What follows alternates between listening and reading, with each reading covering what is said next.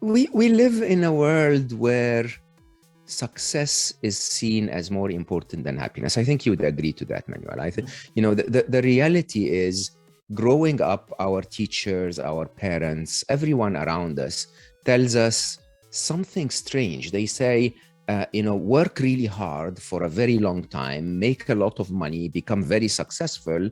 And when you do all of that, you're going to be happy, right? And when you really think about it, is that true?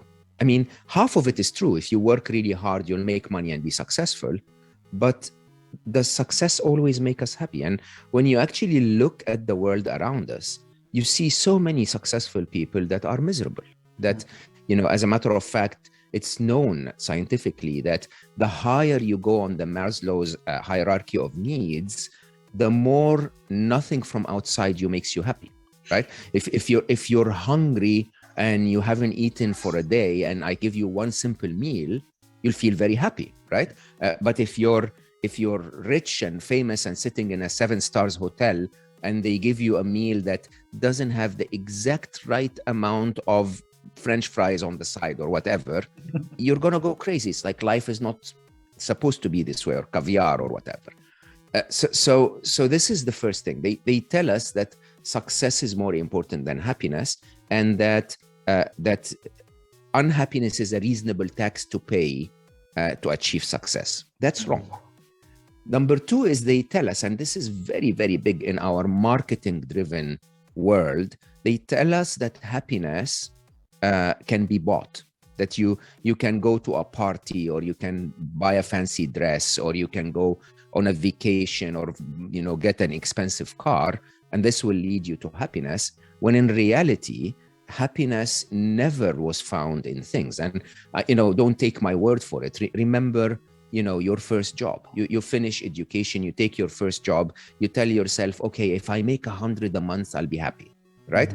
And then you make 100 a month, and what do? You say, oh, I miscalculated, I need 200 a month to be happy. And then you make 200 a month, and you say, but I have a mortgage, I need 500 to be happy, right? You never really end up anywhere. And actually, there was a scientific there was research done in Harvard Business School by a gentleman called Michael Norton, that basically told you, regardless of the amount of money that people have, if you ask them, what would you need to achieve perfect happiness?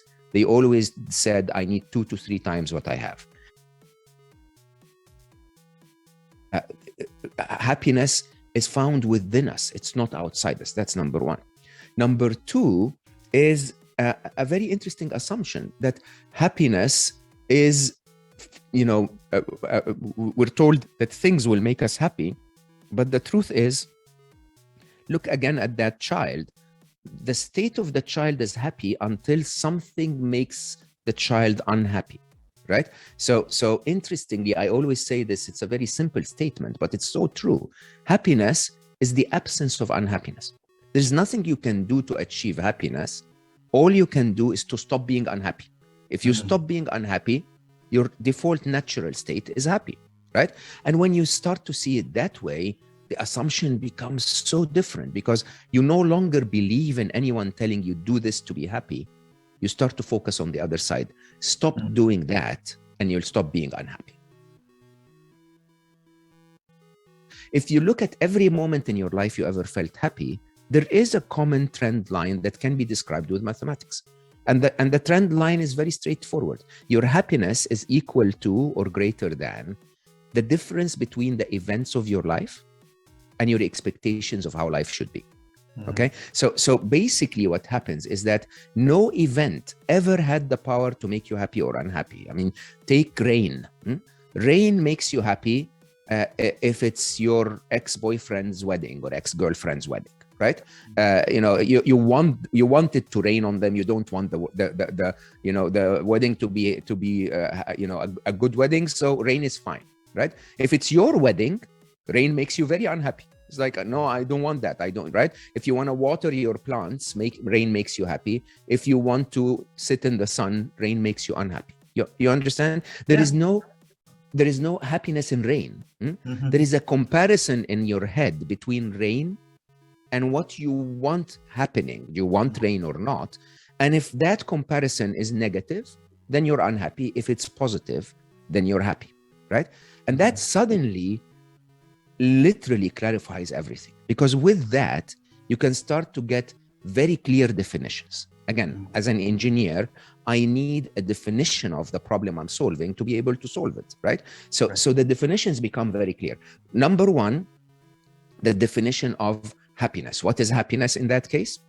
Happiness is not jumping up and down in a party. This is elation or excitement or fun, right? What happiness really is when events meet or beat expectations.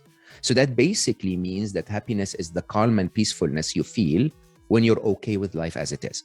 When life, whatever life is, remember, it doesn't matter what life is, rain or shine. If you're okay with it, you're happy.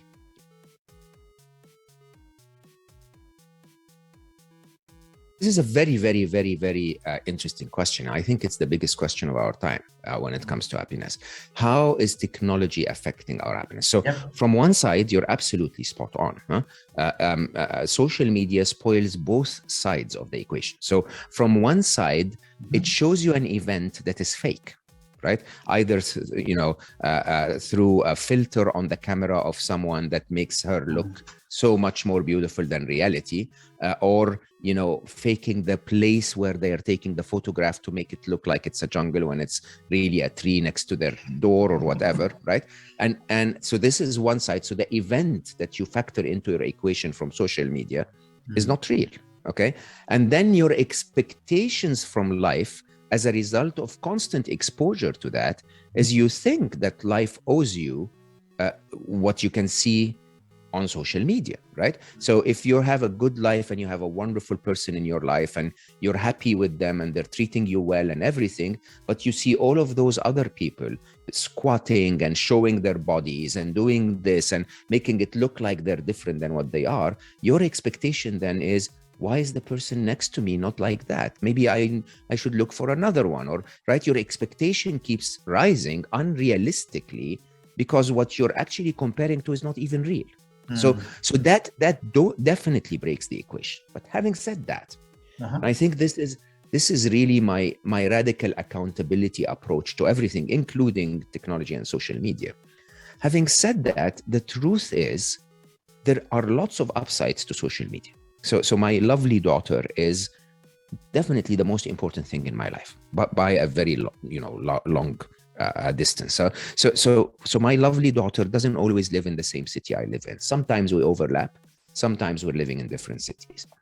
And through social media, through technology in general, we're so in touch. I mean, I spoke to her today in the morning.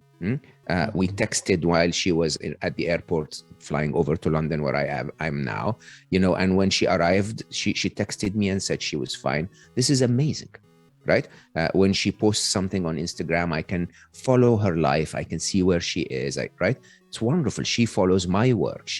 So there is an upside to technology, but it's a double-edged sword. Okay, I can use this microphone to give our listeners a good quality audio, or I can use it to smash that screen. Okay, is it a mistake of the microphone? It's not. Okay, it's the mistake of me and how I use it. And so accordingly, as humans in the 21st century, we need to learn how to take the best, receive the best of technology and stop its drawbacks.